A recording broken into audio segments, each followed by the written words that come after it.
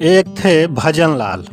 हरियाणा के मुख्यमंत्री रहे भजन लाल को राजनीति का प्रोफेसर कहा जाता था, इसलिए क्योंकि उनमें रातों रात पूरी की पूरी पार्टी को किसी दूसरी पार्टी में मिला देने का कौशल था। 1980 के लोकसभा चुनाव के बाद इंदिरा गांधी प्रचंड बहुमत से सत्ता में आई थीं। उन्होंने राज्यों की गैर कांग्रेसी सरकारों को भंग करने का सिलसिला शुरू कर दिया था। उस समय हरियाणा में जनता पार्टी की सरकार थी और मुख्यमंत्री थे भजन लाल। भजन लाल को जैसे ही इंदिरा गांधी की इस योजना के बारे में पता चला, वे रातों रात अपने समर्थक विधायकों के साथ इंदिरा गांधी के सामने हाजिर हो गए। देश में यह पहला मौका था जब पूरी की पूरी सरकार का दल बदल हो गया। मुख्यमंत्री समेत पूरा मंत्रिमंडल कांग्रेस में शामिल हो गया और बिना कुछ किए धरे ही हरियाणा में कांग्रेस की सरकार बन गई। नीतीश की कहानी कहने के लिए भजन लाल की इतनी भूमिका इसलिए कि इन दिनों एक बार फिर नीतीश कुमार के पलटी मारने की अटकलें तेज हैं। कहा जा रहा है कि नीतीश फिर बीजेपी के साथ जा सकते हैं। दरअसल उन पर लालू प्रसाद के बेटे तेजस्वी यादव को मुख्यमंत्री बनाने का दबाव है। दूसरी ओर विपक्ष के इंडिया गठबंधन में उन्हें कुछ खास महत्व मिलता नहीं दिख रहा है। अगर ऐसा हुआ तो यह पहला नहीं बल्कि 5वां मौका होगा जब नीतीश ने अपना खेमा बदला हो। आइए देखते हैं नीतीश ने कब कब और क्यों बदला पाला। आज से करीब 1.5 साल पहले तक बिहार में जेडीयू और बीजेपी की मिलीजुली सरकार थी। 9 अगस्त 2022 को बिहार के मुख्यमंत्री नीतीश कुमार ने बीजेपी के साथ गठबंधन तोड़ दिया। तब कहा जा रहा था कि बीजेपी बिहार में अंदर खाने अपनी सरकार बनाने की कवायद में लगी थी। केंद्रीय गृह राज्य मंत्री नित्यानंद राय को नीतीश की जगह मुख्यमंत्री बनाने की कोशिशें चल रही थीं। लेकिन इससे करीब 3 दशक पहले ही नीतीश के पलटने का सिलसिला शुरू हुआ था।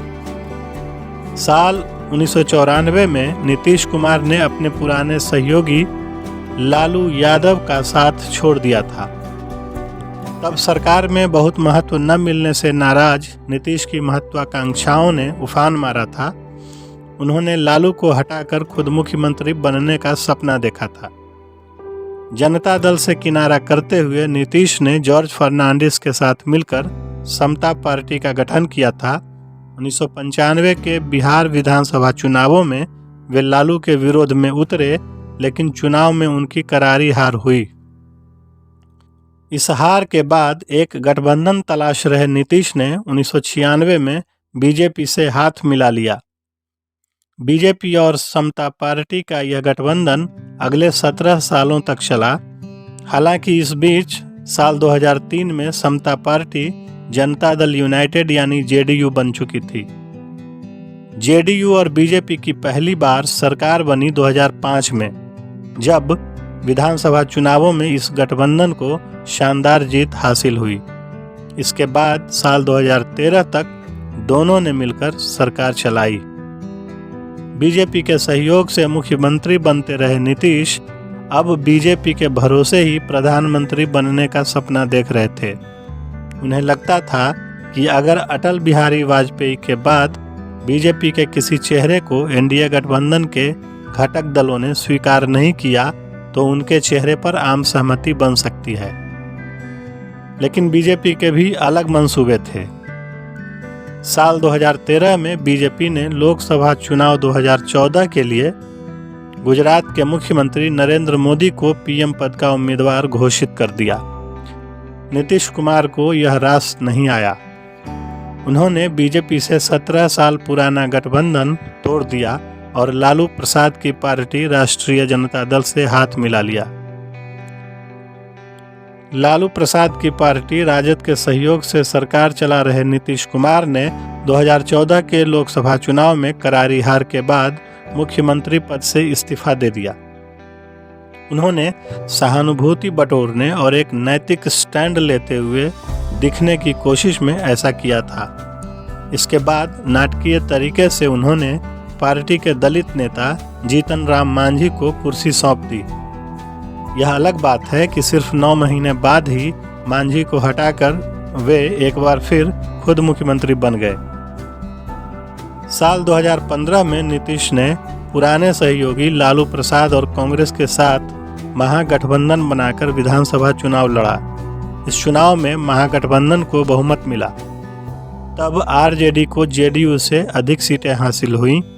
बावजूद इसके नीतीश कुमार मुख्यमंत्री बने और लालू के छोटे बेटे तेजस्वी यादव उप मुख्यमंत्री बने। 20 महीने तक दोनों पुराने साथियों की सरकार ठीक ठाक चलती रही, लेकिन सरकार में लालू प्रसाद के हस्तक्षेप के बाद 2017 में दोनों पार्टियों में अनबन शुरू हो गई। इसी समय IRCTC घोटाले में तेजस्वी का नाम भी उछल रहा था। इस मामले की आड़ लेकर जुलाई 2017 में मुख्यमंत्री नीतीश कुमार ने इस्तीफा दे दिया और बीजेपी के खिलाफ चुनाव लड़ने के बावजूद उसी से हाथ मिला लिया। बिहार में एक बार फिर जेडीयू और बीजेपी की सरकार बन गई। 2020 के विधानसभा चुनाव में भी दोनों दल साथ लड़े और जीते। नीतीश फिर मुख्यमंत्री बने, लेकिन अगस्त 2022 में नीतीश ने एक बार फिर अलग राह पकड़ ली। अब करीब 1.5 साल बाद एक बार फिर नीतीश इस डाल से उस डाल छलांग लगाने की फिराक में दिख रहे हैं। साथियों, ऐसी ही रोचक राजनीतिक कहानियों के लिए देखते रहें हमारा चैनल सियासी कथा। धन्यवाद।